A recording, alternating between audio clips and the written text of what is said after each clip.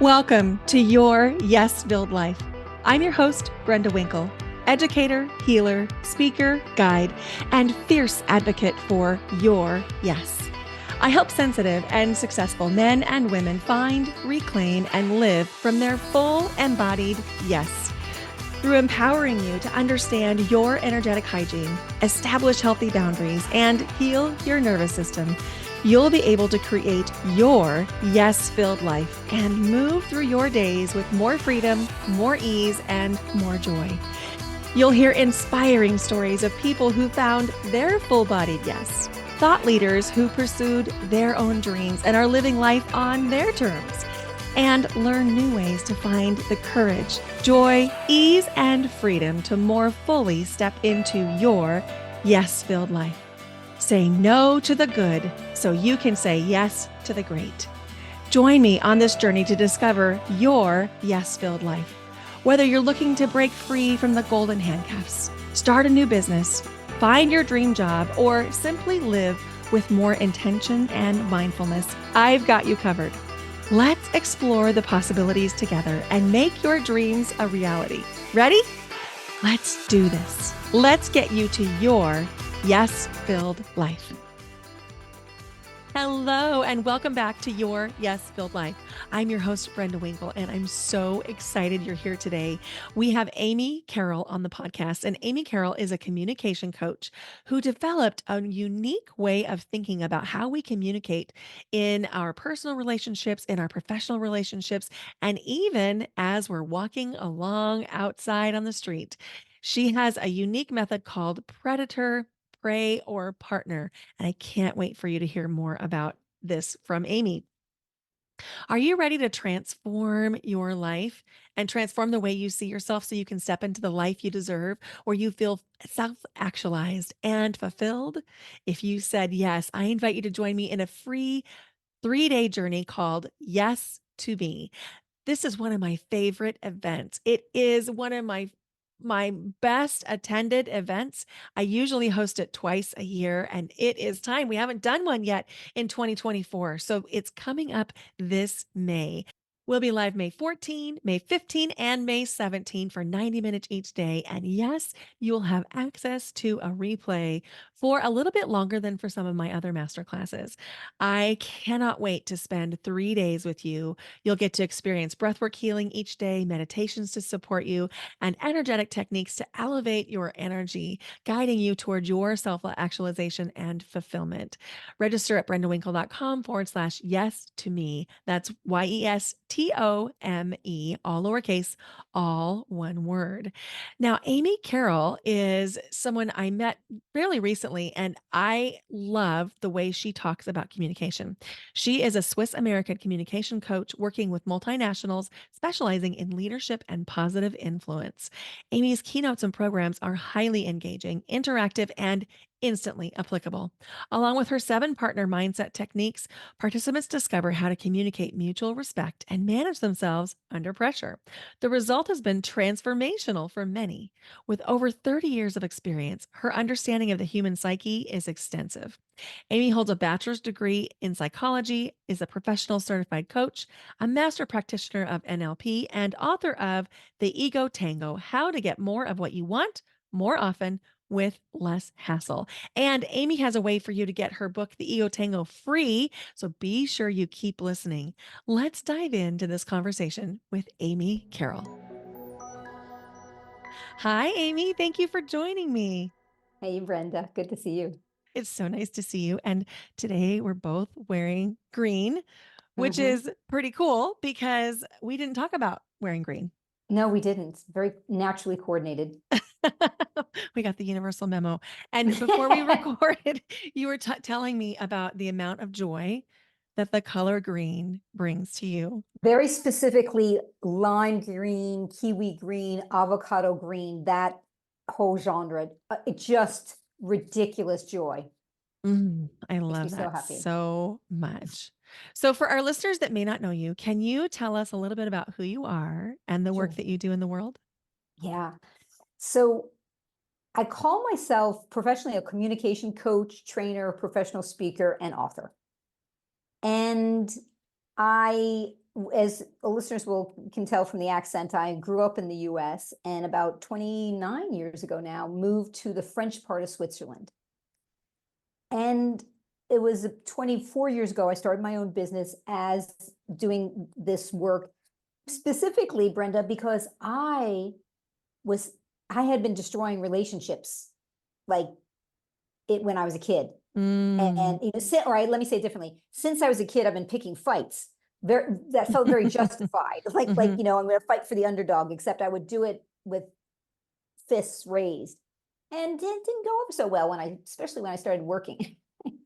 So that's when I knew, okay, I got to fix something. Luckily, I had an older sister who was already on her own path of self-discovery and learning, working on a communication model. And so when I started my own business, I was able to take that work she had developed and starting to use it in the world, first on Mm. myself and then on other people. I love that. I was talking to somebody on a recent interview about the importance of doing the work on ourselves first Right. before we try to take it out Yep. into any kind of product or course. And I just love that you highlighted that. Oh, I was my own guinea pig. Me And too. I still am. I I read this book many years ago, like where he talks about scientists who these people would use themselves as their own guinea pigs, a father and son who would be taking these substances until they passed out. I'm not that extreme, though. What I do, Brenda, is I'm in a situation I see, oh, I think this communication approach could work really well here, except it's a dicey, somebody's upset, somebody's angry, Mhm. there's pressure. And I go in and I test it out. And sometimes it blows up in my face. So But that I'm it's an experiment, right? exactly. And I'm like, okay, what did I learn? So I'm kind of like these scientists, and I never get tired of going out and testing it over and over. I do the same thing. When it comes to Really? like, yeah, to embodiment, to energy healing, to energy Uh, work, I'm always like, I wonder what would happen if, mhm. and then fill in the blank, and then I Yep. go I go try it out in the real world. Yeah. And sometimes it works beautifully and I find a new methodology, and sometimes Yes. I'm like, "Oh, let me add that to the list of things I will not repeat." Yeah, I had a boyfriend one time who he would be horrified when he would see me do this because it would cause him so much pain because inevitably I would come back and I'd be in tears and upset, and he would always want to talk me out of doing it. And we sat down, I said, honey, this what I really need is when I come back and I'm wounded and I'm crying or I'm embarrassed or I've got my eyebrows are metaphorically singed. I just need you to sit with me, hold me, give me some empathy. And then later on, after we've had a yummy meal, we can talk about how I could have done it differently. He's like, Mm. okay, okay, I can do Mhm. that. You just highlighted something really important that a lot of my clients struggle with, which Yes. is how to articulate when you want someone to hold space. When we don't Yes. want someone to come in and solve a problem, we just are asking for, can you just witness me? Yeah, I So love true. that. I sometimes remember because I am in coach mode all the time, it gets me in trouble because I step into it before and I sometimes forget to ask permission. So like with some people, I'm getting better at, as they come to me and I can tell they've got an issue and they're upset. I say, okay, so do you want me to be friend Amy, Mm, empathic Amy, cheerleader Amy, or coach Amy? Like what category? Because I'll be flexible. And mhm. then if they sometimes say, I just want you to be cheerleader Amy, inevitably after they've been listened to, sometimes I then say, well, I do have an idea. Would you be open to it? So those are me on my really good days, Brenda, when I ask permission before. Yeah. Yeah. I think that that's real. And then, I've noticed that in my own personal relationships, the more developed I get as a coach, the less tolerant I am of someone coming in to tell me how to solve a problem when I just want someone to Uh-huh. listen to me. Yes. Yeah. Yeah. Yeah. So I remember a conversation that we were having inside Adela's parlor, which is where we met. Hmm. And Shout you were out to talking, Adela. yes, shout out to Adela indeed. And you were talking about the idea of predator and prey in Mm, our relationships. And I was so yeah. fascinated by that because the way that you made it sound is that we can shift roles depending on where we are in our lives, where we are in the relationship, and what's happening. And it was kind of a mind-blowing um, concept. Could you talk a Okay. little bit about that? Because I know that's in your ebook as well. Yes, yes. Okay, with pleasure. And stop me at any point if you have a comment or question. So, and this goes back to, in my family, I grew up with 7 kids, 3 sisters, 3 brothers. So the oldest, Pat, is the one who created this model of predator prey partner. She's a recovering prey. I'm a recovering predator. Luckily, I'm the shorter, younger sibling, so she was always safe. And it's broken down to body language, voice, words, and then the piece I added was the mindset. What are we thinking? What are we feeling? What are we telling ourselves that's either helping us to stay in partner or pulling us out of partner? So when you said shift, for me, I often use the word flip flop, or we slip, more like we slip into predator or prey Mhm, mhm, under and pressure. so I just wanna ask a quick question here. You mentioned predator, prey, and partner. So I'm assuming that when we are in a power neutral dynamic, that would be the partnership? Is that Mm, accurate? mm, as long as that's how we're showing up. Okay. So I think you're very close because it is all related to power. If I'm in a power up or down relationship, I can still stay partner. And what that does, it then neutralizes the power gain, Mhm, mhm, no matter who they are, no matter who I am to them. Except I've got to be hyper aware, conscious, have trained my muscles of how am I speaking? mhm, How am I standing? Is my face relaxed? Is mhm, does my voice sound sarcastic or scared? mhm. So um,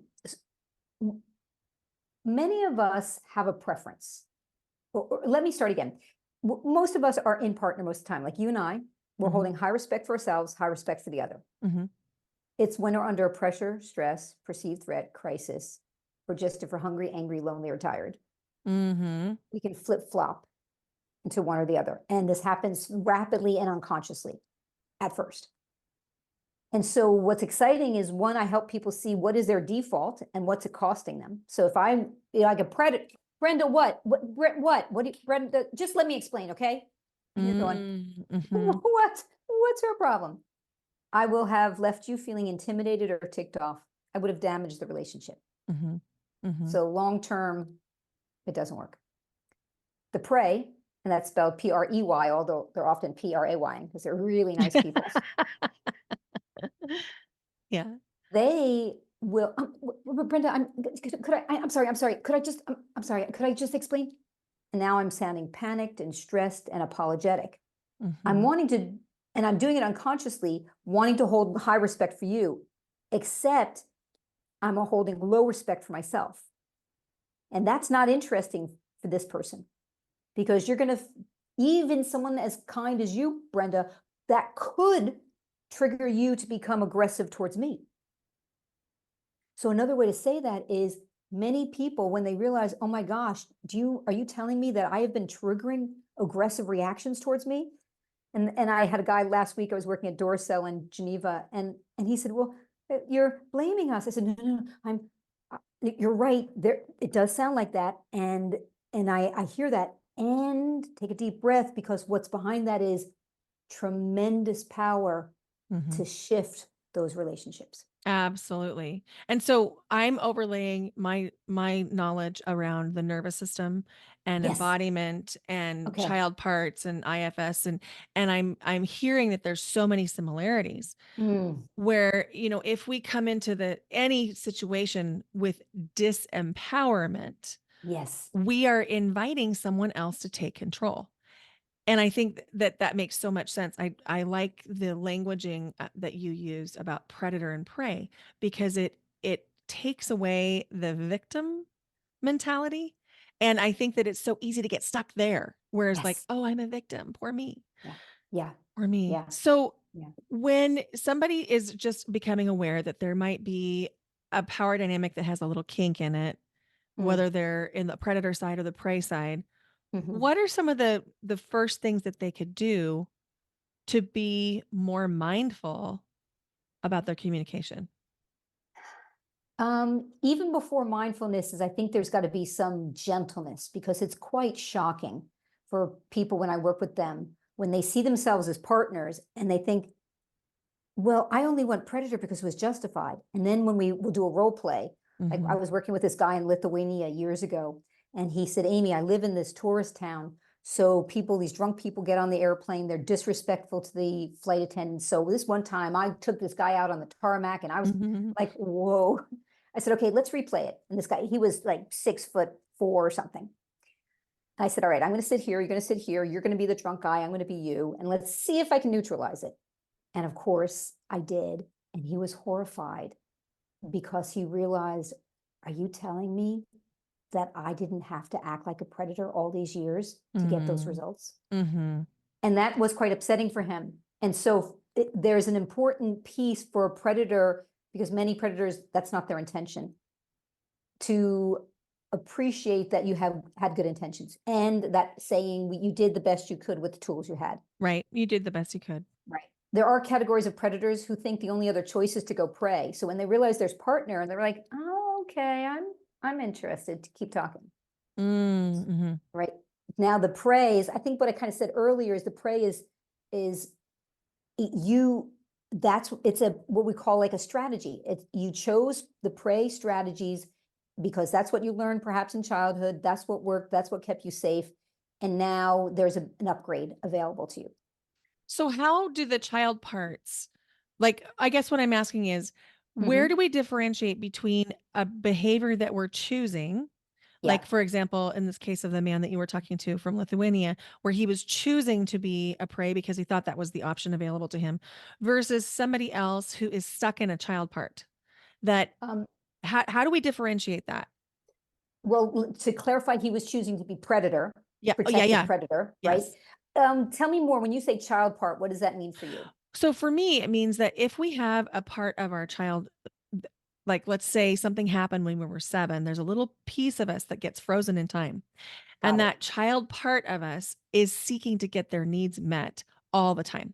And so Right. sometimes when we get into some trigger situation, that child part will come online and begin making decisions for our fully resourced self.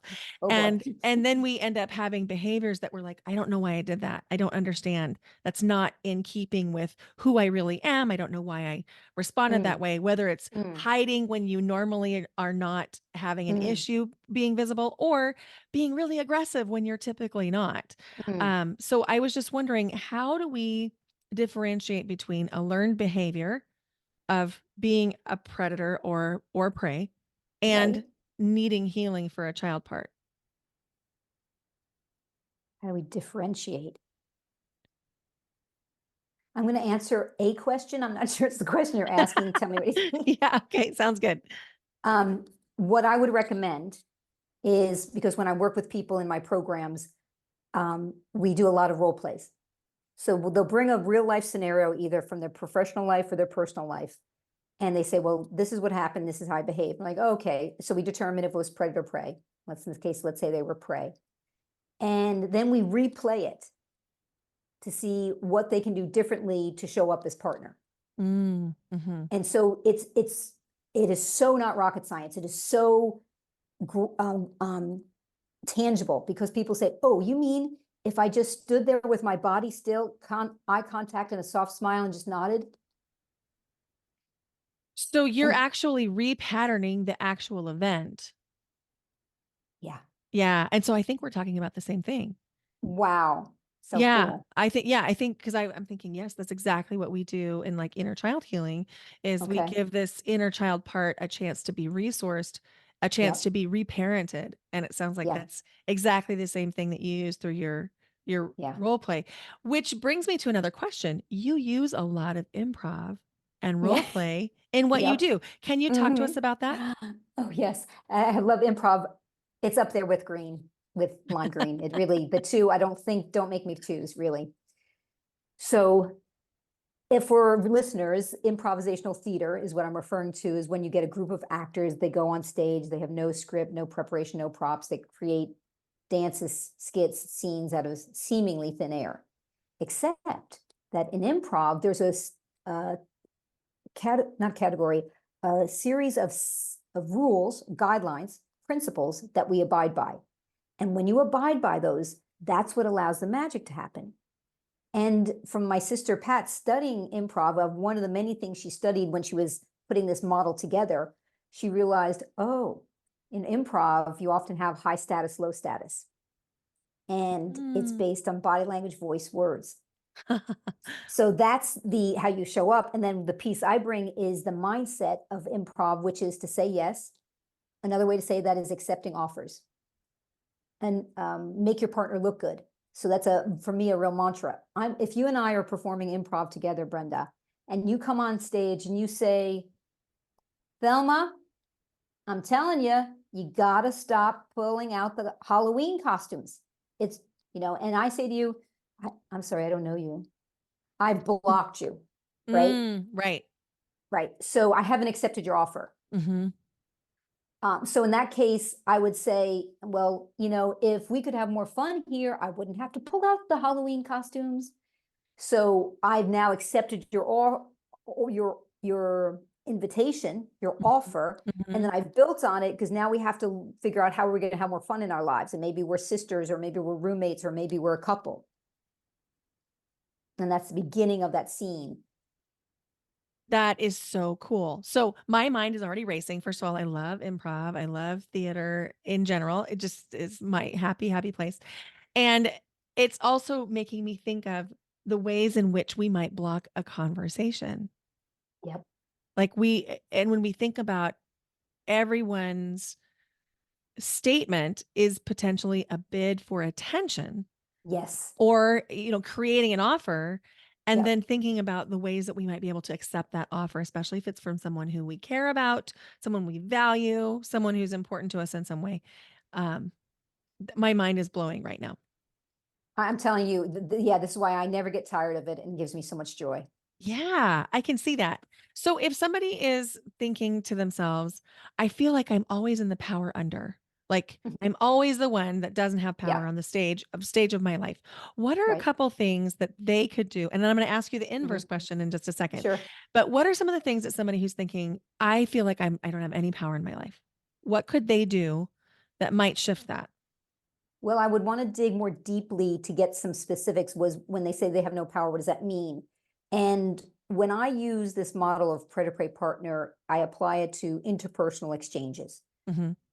in any given circumstance with complete strangers, people you've been married to for years. And then they show me, oh, well, at the dinner table, when I start to tell my family about my day, my husband rolls his eyes. And now my teenage son goes, oh, Mom, your life is so, and all of a sudden I'm like, oh, I get it. Mm-hmm. Okay, let's fix that. And Mm-hmm. so then I have that person reenact it, and we're paying attention to where is their volume? Are they doing something called an upward inflection? So if they're saying, "Oh my gosh, I had such a funny day," I have to, you guys, it was, let me explain. All of a sudden, she's already lost them. Mm-hmm. So then I say, "Okay, so Sandra, here's what you're going to do. You're going to say that as a statement with a downward reflection, and you're going to say it with more volume, guys. Something hilarious happened at work today." And then you're going to pause. So now we have her speaking louder, which communicates more confidence. Short sentence, which makes a listener more patient to digest what they've said. And the downward inflection gets rid of the filler sounds, the hesitation, the uncertainty, and the asking permission. I had a funny story. I had a really funny story. I feel the difference in my body. Yeah. So Yeah. there's already 3, 4, 5 behaviors. So then she would, and it's a limited list. That's the really good news. This list does not go on forever. There's about,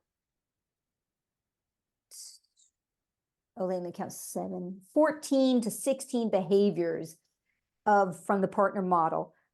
One list is perceived competence, pause, holding eye contact, still body, for example. And the other list is perceived likability, smile, Mm-hmm. vocal variation, gestures. And so they do these lists of behaviors. They don't have to do all 14 or 16 all at the same time. And most people are able to do or already doing a lot of them. So it's really just maybe 5 or 6 behaviors that the generally people have to really focus on.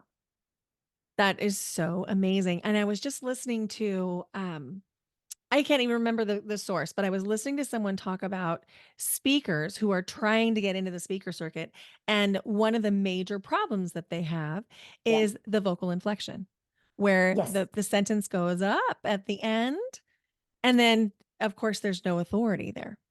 exactly. Yeah, I love So, that. may I tell you a short story about Yes, how please. profound this is?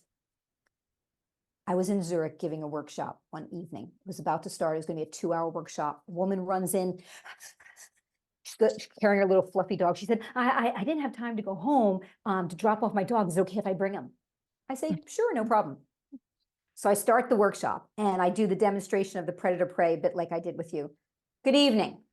My name is Amy Carroll. I'm happy to be here. Really aggressive, dominant. Mhm. Then I flip it into prey. Hi, good evening. My name is Amy Carroll. I'm a coach and a trainer. I didn't even finish it. The dog starts growling. Arr, arr, arr. Really?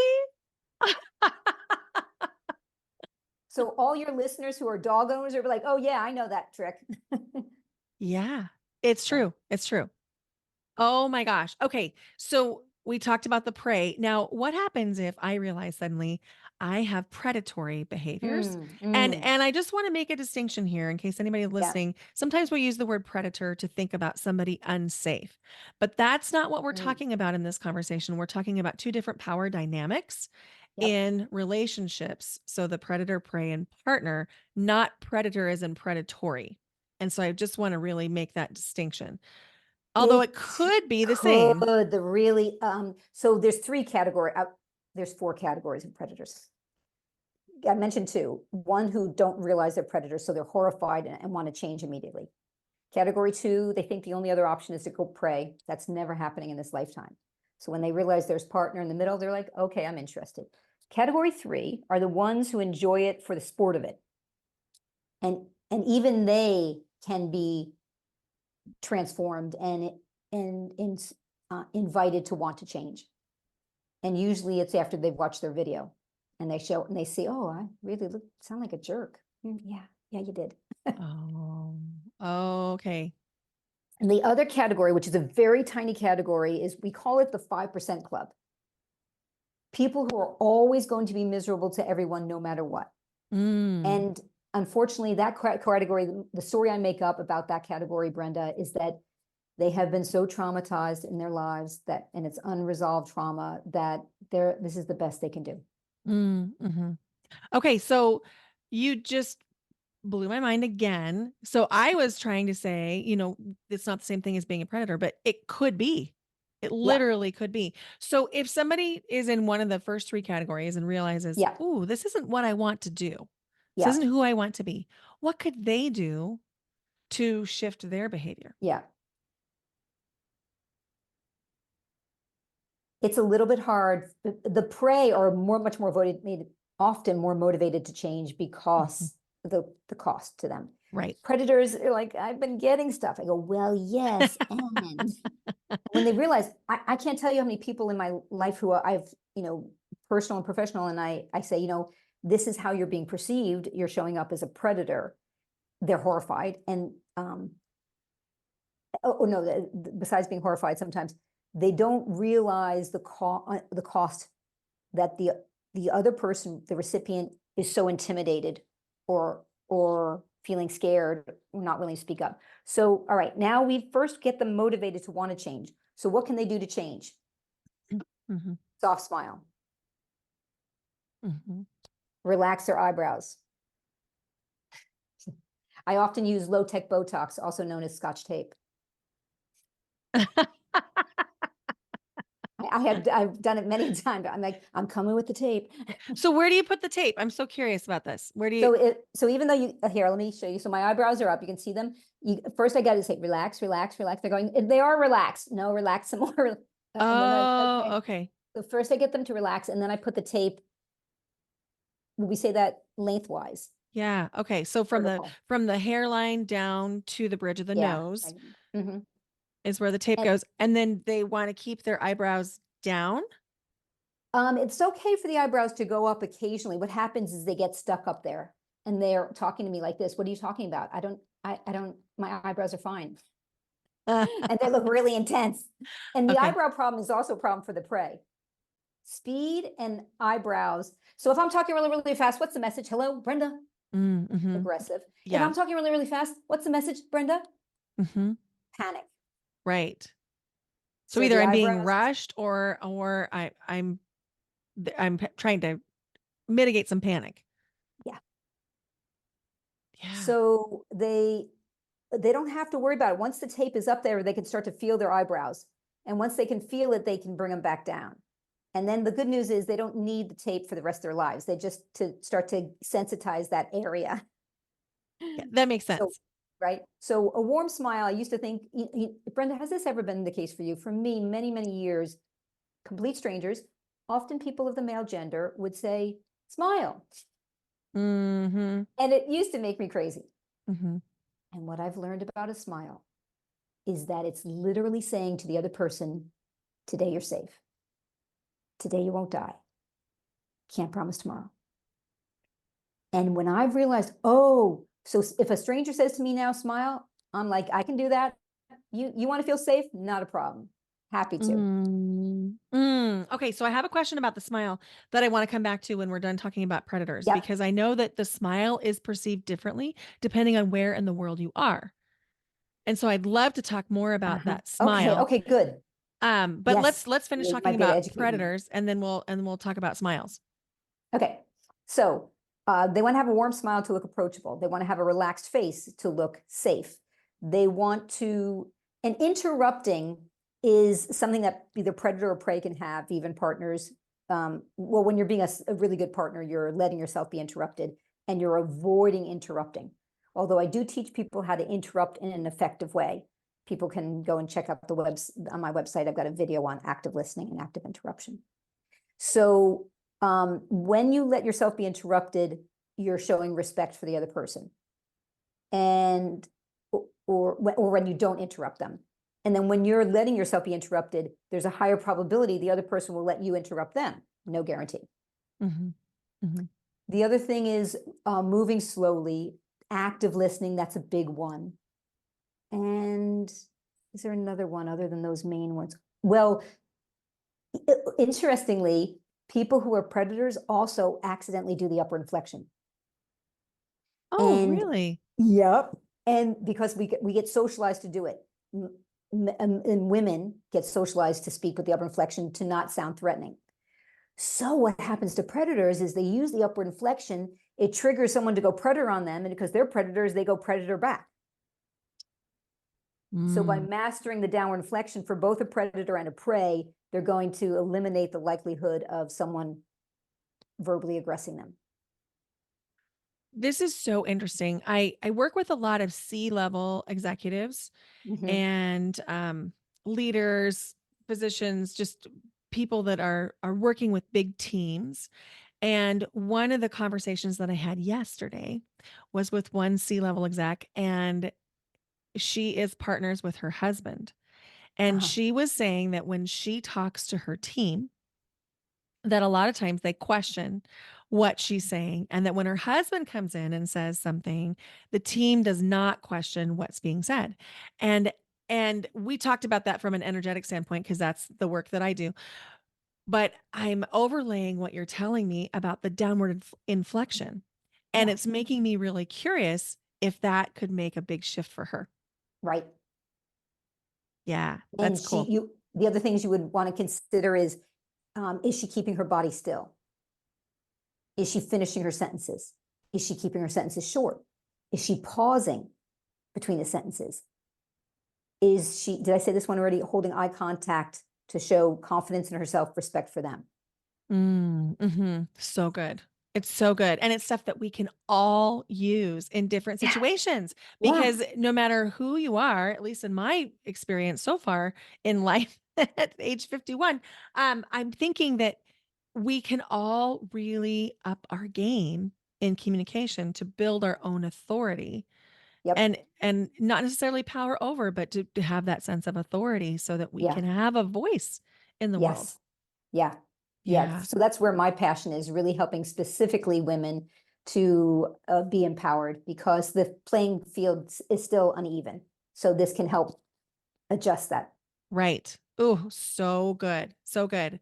So let's talk about the smile for a second. Um, Yeah, please. so depending on what you look at, whether you're looking at a website or a book or a travel book, you're looking at sociology or e- ethnography, or it depends on how they talk about the smile. And I have Okay. heard that Americans are viewed as being like very, very smiley by the Mm-hmm. world in a way that is perceived to be inauthentic Yeah. and almost garish. Yes. And so as I've traveled around the world, I've been very aware to try and meet and match the basic facial expression of the Brilliant. people that I'm encountering. And I find it really difficult to not smile all the time because my go-to is pretty much like I'm having fun, I'm Yeah. joyful, I'm enjoying myself. If I'm not smiling, it's because I'm thinking really hard about Mm. something, or I'm like engaged in a task, which is kind of the same thing, or I might be worried about something, which doesn't really Yeah. happen that often. So my go-to, like my default setting is a big smile. And Yeah. so when you talked about a smile communicating safety, and you travel and work with people all over the Yeah. world, how do Yeah. you find that the perception of the smile differs, or does it when we get into actual relationship? Most people I work with don't smile enough, in my very biased opinion. And I was something I learned many years ago when I was working with someone and we were playing with a smile and practicing, and they did this. And I said, "Oh, no, no, no teeth. No, that's a flirty smile." And we did, and because that will send the wrong message. So then they were so relieved, like, oh, okay, no teeth. So the way I and people when I show them, I go, okay, here's a bad fake smile, right? It just looks forced. Okay. So as if you're a listener, what you're seeing here Oh, thank is you. no smile in the eyes. The smile is coming from the bottom of the mouth only up through the cheeks, and then the eyes are not actually smiling. Good description. And that's exactly the trick. And then I say, now I demonstrate, this is what a good fake smile looks like. What did I change? In the eyes. Hmm. So listeners, go to the mirror, pull out your phone, and just simply play with smiling from your eyes. And then, because luckily the muscles are attached, it'll bring up the cheeks enough for you to look approachable and safe. And that Hmm. to me is the standard smile that I think is maybe universal.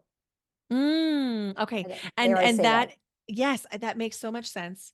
And so the lips are closed Mm-hmm. predominantly, and there might be a little bit of teethiness, if you are like taking a drink of something or speaking, but the lips are closed and the smile is with the eyes and the lips.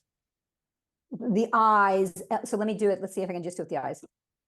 So it's like I do with the eyes. I light up the eyes, and then that the mouth comes up just enough that Hmm. it's good enough. Yes, exactly. It's just the edges, just the very corners of the mouth come up. It's not a whole face smile.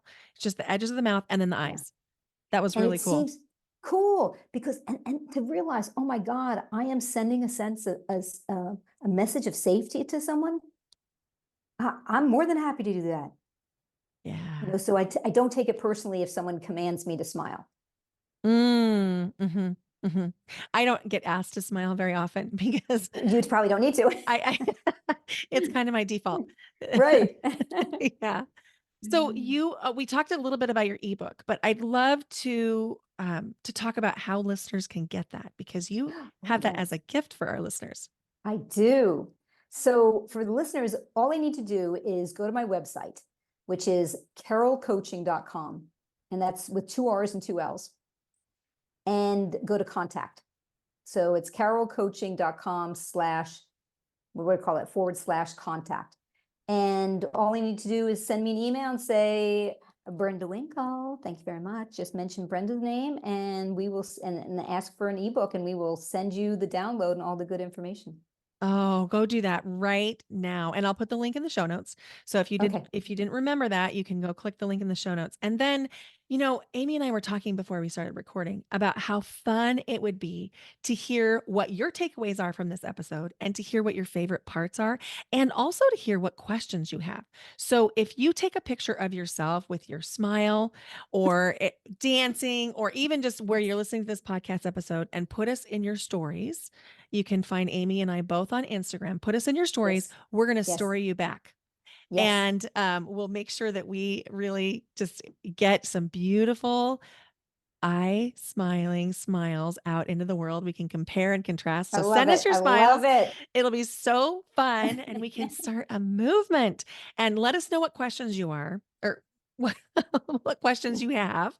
Great. And we will answer you. We will Yes, literally absolutely. answer. And so we can't wait to hear from you because, Great. when we think about relationships, my view is relationships are where we do our deepest learning. They're where we Hmm. really evolve as humans. Like my evolution, my personal evolution has come from learning to be in safe and sovereign connection with others. And so, I think that when we have avoidant or anxious attachments, which so many of us do, Right. we can accidentally isolate ourselves. And when we Yeah. learn how to be better communicators, we don't have to feel that isolation. And Yeah. so, invitation to make sure you download that book and go find Amy on Instagram at Amy Carroll Coaching. And again, that's with two R's and two L's. And you can find me at Brenda Winkle. And we cannot wait to just story the heck out of all of you and your beautiful smiles. Yeah. Amy, Yeah. before we kind of come to a close, I have one last question, Sure. which is what is one thing you either did or did not do that has brought you to your yes filled life? Mm. Ironically, I'll give you a moment to explain. It's saying yes, Mm, because that's one of the improv principles, right? Say yes, accept offers. When uh I started my business at 37. That's when I started to figure out what I wanted to do. And in my 20s already, I thought, whatever I do in life, I've got to be passionate about it. And then I thought, well, how am I going to know what I'm passionate about?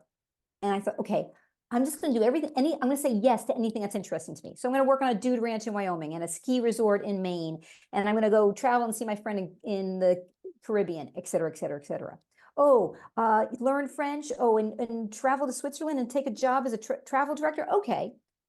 And it was that bit by bit by bit by saying yes to all these things. Sometimes they weren't for me. Many of the times they were. And it was having the willingness to get it wrong, to make a mistake, to have a failure, and still know that I was going to have an adventure along the way. mm, I really love that. That is so exciting. And, I think your point lands squarely with me about sometimes our yeses allow another yes, even if the thing we said yes to isn't the thing that we stick with, because it was like a Correct. stepping stone to the Exactly. next thing. And to me, I call that energy richness, like going where Mm. the energy is rich with that want to or that curiosity. And so that's so inspiring. Amy, this has been wonderful. Thank you so much for being a guest. Oh, it's been my pleasure, Brenda. Really delightful talking with you. This is so good. All right, listeners, go check out how to get that free ebook. And then we cannot wait to see you over on Instagram. Wasn't that a great conversation?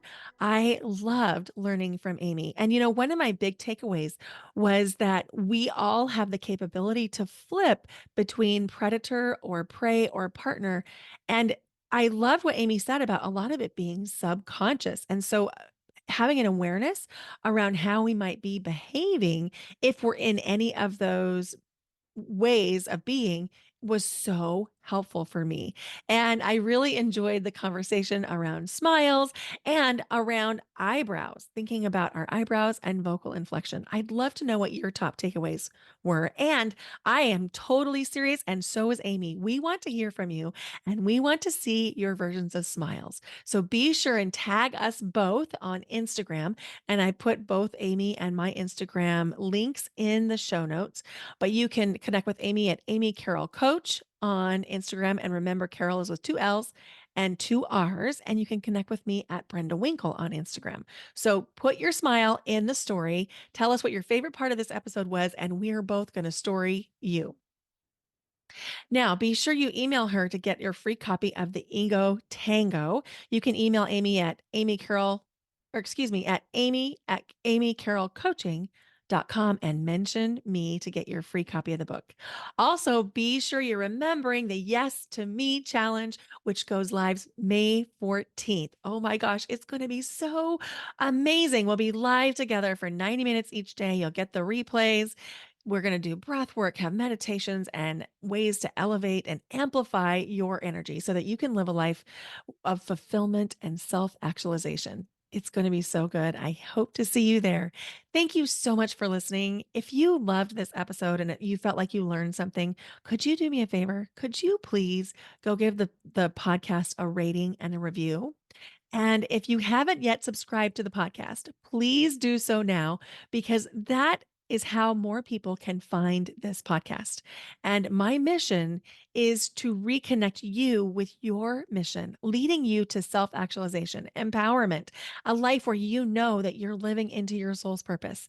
And my mission is to spread this far and wide. So every time you share an episode, you are helping achieve that mission. Thank you. Thank you. Thank you for listening. Thank you for being here today. Thank you for your ratings, your reviews, and for sharing the podcast. Bye for now. Until next time.